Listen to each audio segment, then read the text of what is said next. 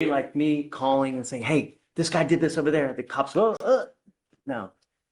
Theoretically, would be anyone could make a phone call, make an allegation, cops go, boom, and just stop, do whatever they want without. No. So you're charged with driving while intoxicated. You're facing up to 6 months in jail and or a $2,000 fine. We are going to do probable cause. You have the right to remain silent. Anything you say can and will be used against you. You have the right to have an attorney present if you cannot afford one. All right, pause right here. This is where a lot of people get tripped up. Probable cause isn't about vibes or suspicion. It's about specific, articulatable facts. Smelling alcohol, not illegal. Drinking beer, also not illegal in Texas. The question is simple but crucial. What law was actually broken before the stop? Because without that, everything that follows is on shaky ground. What will be appointed to you, sir? Thank you, Your Honor. Officers were dispatched to a Holiday Inn in Harris County, Texas, in response to a disturbance. The caller reported that two white males left the property, one in an F-150 and one in a Mitsubishi. When the officer arrived, he observed a Mitsubishi, which matched the description given in the parking lot, headed toward the nearby road. The officer initiated a traffic stop and made contact with the driver, the defendant. Officer asked the defendant if he was involved in a physical disturbance, and the defendant stated yes, that him and another individual got into a physical fight, and that he got into his car to separate himself. And here's the moment the whole case either stands or collapses. Look at these tests. Failed HGN, but passed the walk-in turn and the one-leg stand. That's not a clean sweep for the state. Judges look at the totality of circumstances, not just one red flag. So ask yourself, is this real impairment or confirmation bias kicking in once alcohol entered the chat? And calm down. The defendant stated he was headed toward a gas station when he was stopped by the officer. While speaking to the defendant, the officer observed an odor of alcoholic beverage, glossy eyes, and slurred speech. The defendant admitted to drinking 2 beers, and standard field sobriety tests were conducted. A 6 out of 6 on the HGN, a 0 out of 8 on the walk and turn, a 0 out of 4 on the one-leg stand. The DIC was read and the defendant consented to a breath test. The results were a .103 and a .113. Judge, I'm going to say no probable cause here because. What's he doing wrong? He's like trying to get away from him. He's like doing the right thing. You know? And probable cause doesn't exist. He's 0 for 6 on the walk and turn, 0 and 6 on the one-leg stand. There is no law in Texas that a person cannot drink. Just because he smelled alcohol does not mean the person is intoxicated. Do we have anything that he's doing, you know? Tell me what led them to him? Yes, sir. So what led to the investigation was a caller who reported the disturbance. The officer arrived and he observed a car which matched the description that the caller That would be like me calling and saying, hey, this guy did this over there. The cops go, no. Theoretically, would be anyone could make a phone call, make an allegation, cops go, boom, and just stop, do whatever they want without. No, no probable cause. Thank you, Judge. Be careful, man. There's a lot of haters out there. Don't let them get you, you know? Life's too short. All right? All right, good luck. My sole issue is protecting as many people as I can. That's what I want to do. I know, it may come at an inconvenience to you, but I like to follow the wishes of the complaining witnesses because I don't want them to live in fear. There's nothing worse than having to live in fear, having to walk on eggshells, and that's what we try to prevent here. And I know that you have your side of the story, and there's always 2 sides of the story, but the best recipe that I usually find is keeping people away from themselves. The problem is that may be a disadvantage of you because you may have nowhere else to go. But what other choice do I have? I don't know, right? Tell me, you were able to speak to her. Yes, Your Honor, and I'll relay the message she gave me. So just a little bit of context, the defendant is her father, is what she says. And she says she's had no contact with him since the incident. But she does say she's been getting updates from family about the defendant that she's not asking for. She said that she's getting married and planning on starting a family, and her heart's desire is to have her father in her life, but she said that he's proven that it cannot happen.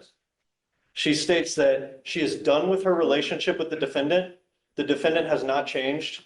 She wants no contact. She's currently working on making her restraining order permanent. She states that the defendant is not trying to get help. She states that she wants anger management, Alcoholics Anonymous, and Narcotics Anonymous treatment. So there's drug issues and alcohol issues. According to the complaining witness, Your Honor, yes. So we know about the situation. Stop. Don't say anything. Just don't. And so we know about the situation where he needs some of the items he has at his place. She says that she has them placed in bags. She says that she's either told the family to handle giving the items to the defendant, or she is okay if the defendant comes with officers while she's not present. So she obviously lives at that house? Yes, Your Honor. Who, is it grandfather's house? Whose house? I'm not I sure. mean, it's, It was the grandpa's house, his father's house. I, But he'd actually moved in there to help out with his parents and, but, well, I told you, he had strokes at both times. Judge. yeah, but I can't, she's living there and, you know, it's, So I'm told that his daughter is a drug user, Judge, and that this happened late at night. In fact, even in the DIMS, it says that this alleged I mean, I assault. can't really, No, but it says alleged assault happened at 2:30, but we didn't call the police until 4, I believe. and And she mentions a long gun, but there was no guns found at the scene. I don't know. I don't know. I just don't want you to, she doesn't want to have contact with you. So don't have contact with her. Don't use any drugs. Don't use alcohol, and making that a condition of your bond as well. It's You know, I don't know what to tell you, but she lives there. And if I allow you to go back to that house, it's a recipe for disaster. You know? Judge, he does live with his parents and does nowhere else to stay right now. He's been living at the Star Hope shelter for a week. In fact, they arrested him in his underclothes and he's wearing clothes given to him. Well, I mean, like you said, he can go back and get the stuff. He's got to go with an officer. And at a time that she's not going to be there, I guess we could work that out. His ID and cell phone, all that are at the house and they can't I get mean, that. she has it in bags ready to give to him. You know what? Also do this. Can you, well, let's, if you want to, we can roll this to tomorrow, but will you also reach out to, I guess, the homeowner and get their opinion? Are they okay with him coming back? Perhaps. This right here is the court drawing a hard boundary. No contact means no contact. Not texts, not messages through family, not just grabbing stuff. Judges don't say this for drama. They say it because one slip-up sends people straight back to jail. It's protection, prevention, and a warning all rolled into one. So let me ask you, do people really understand how serious no contact orders are, or do they only learn the hard way? So you can get their side as well and see what they say. So we get like a neutral and detached person to see, is this because he obviously wants to go back to the house? I mean, we know that she doesn't, but the problem is that if I let you go back to this house, you will invariably at one point or the other, you're going to run into her, and it's going to be disastrous because it always is. And then you're going to end up back in jail. You're out because we gave you a free bond right now. You need to understand that if you go back, you probably have no one in this world that's going to pony up 5,000 to 10,000 to get you out. You will be stuck like Chuck. You need to consider these things when you're out there. I'm not asking much from you. I just don't want you to have contact with this person and don't have any weapons and don't use. That's all I'm asking. You want to roll this tomorrow to see if there is perhaps a way that they could kind of separate, kind of bifurcate the house, so to speak? Again, is your father able to answer the call if they call and talk to him? No. Well, look, I don't want you guys to talk here. Let's do this. Let's roll it to tomorrow. See, do you mind reaching out? Is there a possible way to kind of divide the house in half or is there like a garage apartment, or is there like a shed or something that he could stay at? I don't know, you know, but That's how I've been living. You're separate from her. Yeah, I'm separate from all of them. We can talk about, he's telling me that he's separate, living away from everybody, his own room, I guess. I want to hear it from them too. Sure. I don't want to hear it just from you. I want to Oh, hear it from them that they feel protected. That's my I own understand. concern, you know? I understand. So we can, you know, come back tomorrow because it's already 1 o'clock, right? What time tomorrow? Same time, early, 8, 9 o'clock. So, We'll